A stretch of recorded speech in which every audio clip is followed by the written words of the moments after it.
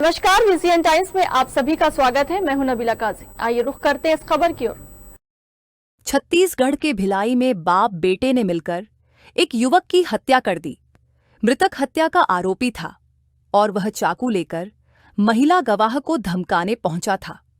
विवाद के बाद बाप बेटे ने उसी के चाकू से गोदकर हत्या कर दी। पुलिस ने आरोपियों को हिरासत में ले लिया है। मामला छावनी थाना क्षेत्र का है। जानकारी के मुताबिक सोनू बाबू रेड्डी 26 साल श्याम नगर का रहने वाला था, जबकि पड़ोस में ही सुधाकर मोहरे अपने परिवार के साथ रहता है। सोनू एक हत्या के आरोप में जेल में बंद था और वह कुछ दिन पहले जमानत पर बाहर आया था। बताया जाता है सोनू बाबू रेड्डी ने 5 साल पहले आपसी रंजिश में मोहल्ले के रहने वाले एक युवक की हत्या की थी। इसी मामले में पड़ोसी सुधाकर की पत्नी गवाह थी, जिसके बयान के आधार पर उसे सजा सुनाई गई थी। कहा तो यह भी जा रहा है कि सोनू और धनना पहले मिलाकर शराब बेचने का काम करते थे। इसी बीच सोनू हत्या के मामले में जेल चला गया और उसके बाद शराब का धंधा धन्ना अकेला कर रहा था।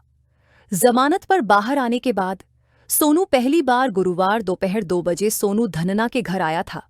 दोनों के बीच बहस हुई थी। तब 112 को सूचना दी गई थी, लेकिन पुलिस के आने के पहले ही सोनू वहां से भाग गया। लेकिन शाम को सोनू फिर से धन्ना के घर पहुंच गया। उस समय उसने जमकर शराब पी रखी थी। हाथ में चाकू भी था। दोनों के बीच पहले गाली गलौज हुई, फिर हाथापाई शुरू हो गई।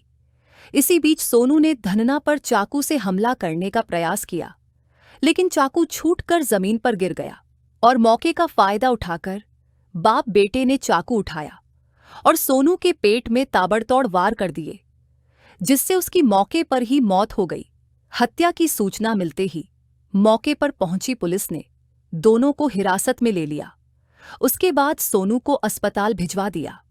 इस मामले में सीएसपी हेम प्रकाश नायक ने बताया कि सोनू आपराधिक प्रवृत्ति का था। पहले भी कई आपराधिक मामलों में शामिल रहा है। हाल ही में हत्या के मामले में जेल से बाहर आया था।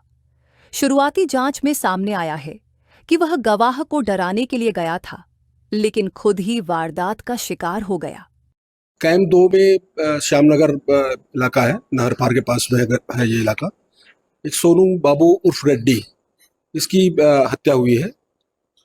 सुधाकर मोहरे और धनश्री मोहरे पिता पुत्र हैं। इन लोग दोनों ने मिलकर किया है। ये जो मृतक है, ये आजीवन कारावास का सजा इसको हुआ था पुराने मर्डर के मामले में, जो कि अभी जो वर्तमान में जो आरोपी है मोहरे परिवार, इन्हीं के परिवार से ही हत्या किया था उसने। तो इसकी जो सुधाकर मोहरे की जो पत्नी है, वो उसमें गवाही थी। 3-4 महीने पहले ही मृतक का जमानत हुआ है हाईकोर्ट से, और ये वापस आकर के इसको किसी बात पे ध्यान रहा होगा कि इसकी गवाही पे मुझे सजा हुई है, किसी बात पे लड़ने चला गया। वहां पर लड़ने चला गया तो चाकू लेकर के गया था। वो चाकू वहां पर गिर गया तो चाकू से इस लड़के ने, सुधाकर मोहरे के लड़के ने, उस पर वार कर दिया, जिससे उसकी हॉस्पिटल में डेथ हो गई। लोगों का कहना है कि सोनू आपराधिक प्रवृत्ति का व्यक्ति था, लेकिन आरोपी धनना एक समय में उसका खास माना जाता था और दोनों अवैध कार्य में लिप्त थे। पहले सोनू ने पड़ोस में रहने वाले एक शख्स की हत्या की थी और वह 5 साल तक जेल में सजा काट रहा था। अब सोनू के हत्या के जुर्म में धनना और उसके पिता को सलाखों के पीछे पहुंचा दिया है। वीसीएन टाइम्स की रिपोर्ट।